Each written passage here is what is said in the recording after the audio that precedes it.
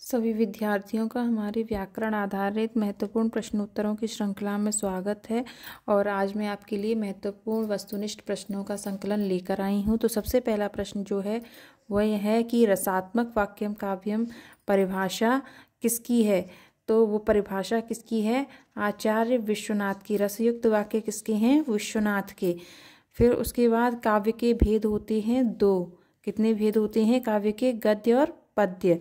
किस काव्य के एक काव्य के छंद एक कथा के धागे में माला की तरह गुथे हुए होते हैं?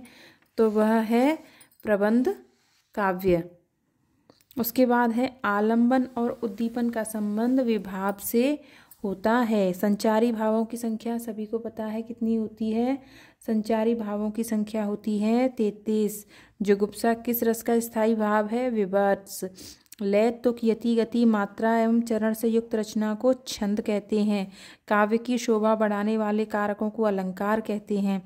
दोहा छंद के दूसरे और चौथे चरण में 11-11 मात्राएं होती हैं।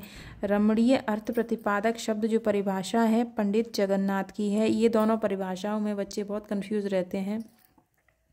जैसे मैं भी हो गई थी थोड़ी देर के लिए। रसात्मक वाक्यम काव्यम किसकी परिभाषा है? विश्वनाथ की। और रमणीय अर्थ प्रतिपादक, रमणीय अर्थ किसके हैं? पंडित जगन्नाथ की। तो देखो बेटा, ये वस्तुनिष्ठ प्रश्नों के अंतर्गत बहुविकल्पीय प्रश्न हैं। इसके अलावा मैं इसी में आपको करा देती हूँ, रिक्त स्थानों में सही शब्द लिखिए। तो नायक के जीवन की किसी एक घटना अथवा हृदय स्पर्शी अंश का पूर्णता के साथ संकलन किस काव्य में किया जाता है? कौन कौन बता सकते हैं? देखो, किसी एक घटना का, ठीक है। तो एक घटना का वर्णन होता है खंड काव्य में किया जाता है। अभिनय तत्व की प्रधानता किस काव्य में होती है? तो अभिनय दृश्य काव्य में। जिस चीज को हम देख पाएंगे उसी में तो दृश्य महत्वपूर्ण होता है। मान लीजिए हम पर्दे पर कोई चीज देख रहे हैं तो उसमें अभिनय, उसने एक्टिंग कैसी की है, इसकी प्रधानता रहेगी दृश्य काव्य में। काव्य में रस का अर्थ आनंद स्वीकार किया गया है। रस का मतलब क्या होता है? आनंद।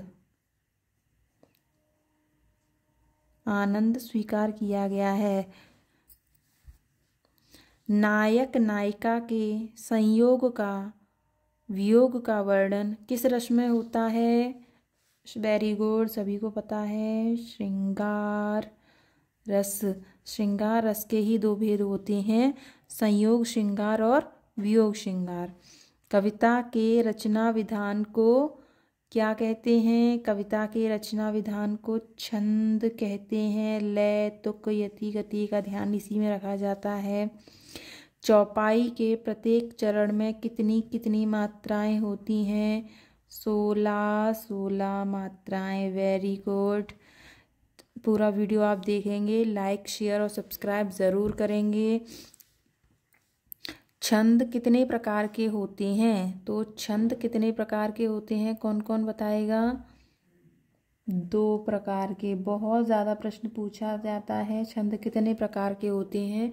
2 प्रकार के होते हैं, वार्णिक छंद और मात्रिक छंद। जहाँ मात्राओं की गणना वह मात्रिक, जहाँ वर्णों को गिना जाता है वह वार्णिक छंद। जहाँ लोक की मर्यादा को पार करके किसी वस्तु का अत्यंत बड़ा चढ़ाकर वर्णन किया जाता है वहाँ कौन सा अलंकार होता है? कोई बताएगा मुझे? क्या मैं सही बता रही हूँ? अतिशयोक्ति, अतिशय धन उक्ति। अतिशयोक्ति यानी इतना बड़ा चढ़ाकर वर्णन किया जाता है कि वह लोक मर्यादाएं भी कम लगने लगती हैं। जैसे हनुमान की पूंछ में लग नहीं पाई आग, लंका से गिरी जर गई, गए निशाचर भाग। मतलब आग भी नहीं लगी है जब तक तो लंका भी जल गई, राक्षस भी भाग गए। वीर रस का स्थायी भाव क्या है? वीर रस का स्थायी भाव उत्साह। इन्हीं में से प्रश्न आ जाएंगे, आपको कहीं ज़्यादा परेशान होने की ज़रूरत नहीं है किसी भी बच्चे को। भाव प्रधान साहित्य को क्या कहते हैं? भाव प्रधान साहित्य को काव्य या पद्य कहते हैं। जहाँ एक शब्द का समान अर्थ में एक से अधिक बार क्रमशः प्रयोग होता है वहाँ कौन सा अलंकार होता है। एक शब्द का समान अर्थ, शब्द एक ही है लेकिन अर्थ में अधिक से बार प्रयोग होता है, वहाँ अलंकार कौन सा होगा।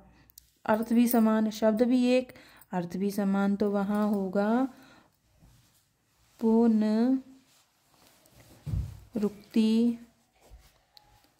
प्रकाश अलंकार। ठीक है, चलो आगे के प्रश्न में आपको अगले वीडियो में कराऊंगी। ये परीक्षा की दृष्टि से बहुत महत्वपूर्ण है, इन्हीं में से परीक्षा में पेपर आएगा जो मैं करा रही हूँ। सारे बच्चे इसी में से अच्छे से पढ़ के तब जाएंगे, रिवीजन ज़रूर करेंगे। और आपको कोई विषय पढ़ना है, समझ में नहीं आ रहा है, तो आप मुझे कमेंट करके बता दीजिए, मैं उस पर वीडियो बनाकर आपके लिए उपलब्ध करा दूँगी। ठीक है बेटा, मिलते हैं अगले वीडियो में।